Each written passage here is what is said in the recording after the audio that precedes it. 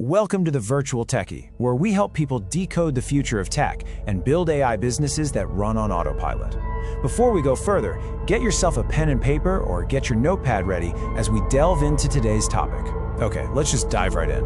You know how your streaming service just knows what movie you're in the mood for? Or when you're just thinking about something and suddenly an ad for it pops up on your phone? Yeah, that's not magic, and it's definitely not a coincidence. That's your digital twin at work, an AI-powered, predictive version of you.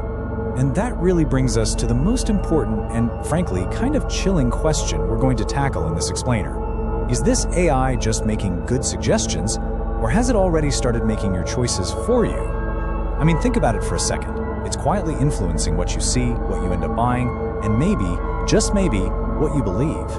And it's doing it all from behind the curtain. Look, this isn't some kind of futuristic sci-fi concept we're talking about. The reality is, it's already here, right now. It's live, it's constantly learning from every single thing you do online, and the time to really understand what's happening, well, that window is closing fast.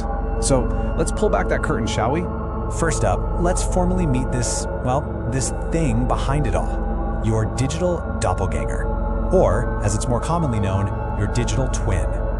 This is the shadow version of you that exists completely in code. So here's the most important thing to get. A digital twin is not just a folder with your data in it.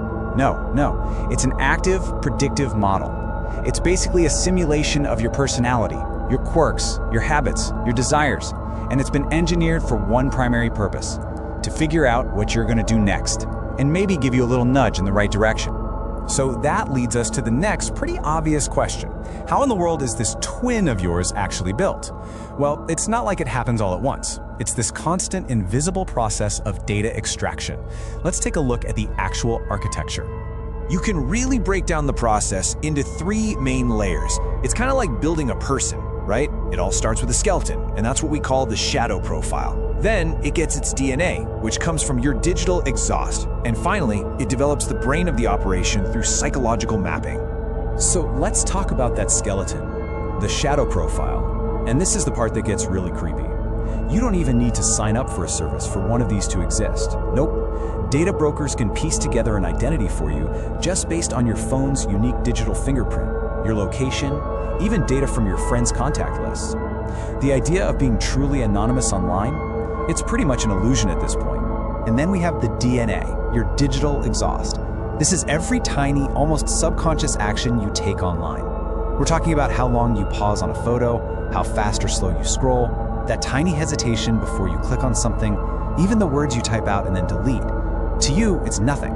But to an AI, oh, it's the raw code of your personality. It reveals your mood, your insecurities, your triggers, everything.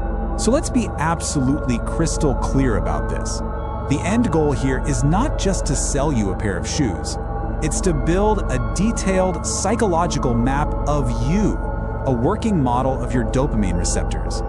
The AI is literally learning what makes you happy, what makes you anxious, what makes you angry, so it knows exactly which emotional levers to pull and when.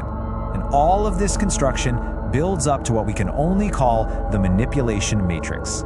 This is the stage where your digital twin stops being a passive observer and becomes a very, very active player in your daily life. You see, there is a very, very fine line between something being helpful and it being hazardous. One is passive observation, like getting a good book recommendation.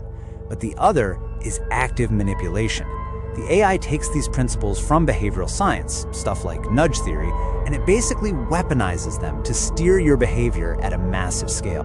And here's exactly how that trap works. The AI predicts that, hey, at 9 p.m. on a Tuesday, you're probably going to be tired, a little stressed, and your willpower will be low. So, boom, it pushes a notification for a food delivery app.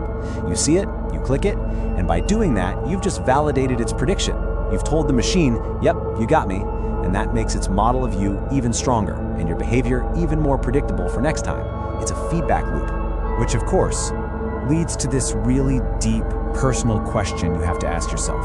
In those moments, are you actually making a free choice?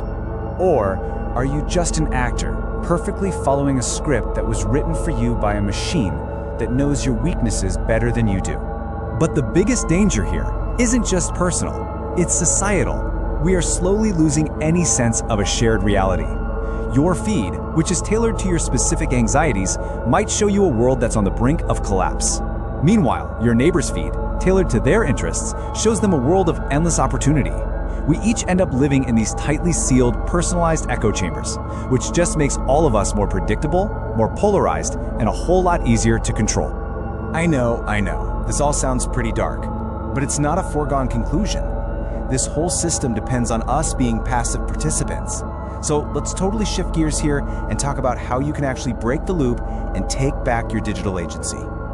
So here it is, a simple 4-step plan to fight back. It's all about creating some noise, starving the algorithm, using the right tools, and this is the most important one, remembering that there's a real world outside of your screen. All right, step 1, create data noise. The algorithm loves consistency. It needs you to be predictable. So, be unpredictable, be inconsistent. Go watch a bunch of videos on a topic you couldn't care less about. Click on ads for things you would never, ever buy. By polluting your own data stream with junk, you make its predictive model of you glitchy, confused, and a lot less accurate. Step 2, starve the feed. That For You page is the algorithm's primary weapon for programming you. So, just stop using it. Turn off autoplay. Instead of letting content just wash over you, search for things intentionally. You have to reintroduce a little bit of friction back into your digital life. Think of it as the price you pay for free will. Number 3, use the tools of resistance. You know, this stuff is no longer paranoid. It's just basic digital hygiene in this day and age. Use privacy-focused browsers. Use VPNs. Use search engines that don't track you. And please, go through your phone's settings. Does that silly game really need access to your microphone and contacts? Every permission you revoke is one less meal for your digital twin. And finally, the most powerful strategy of all, reconnect with the analog world. The AI's power completely stops at the edge of your screen. It can't track the book you're reading in the park. It can't listen to a real conversation you're having with friends when the phones are away. The more time you spend offline, the less data it gets, and the weaker and more outdated your digital twin becomes. So when you boil it all down, it means this. Yes, your digital twin is being built every second of every day, but you are still the architect. Agency isn't easy. It requires a conscious choice. The system wants you to be predictable, but you can always choose to be human. Make sure that when the AI looks at you, it sees something complex and messy and gloriously unpredictable, something it just can't possibly understand. If you found this helpful, please like, share, and subscribe so the algorithm can recommend more of my content to you and other viewers as well.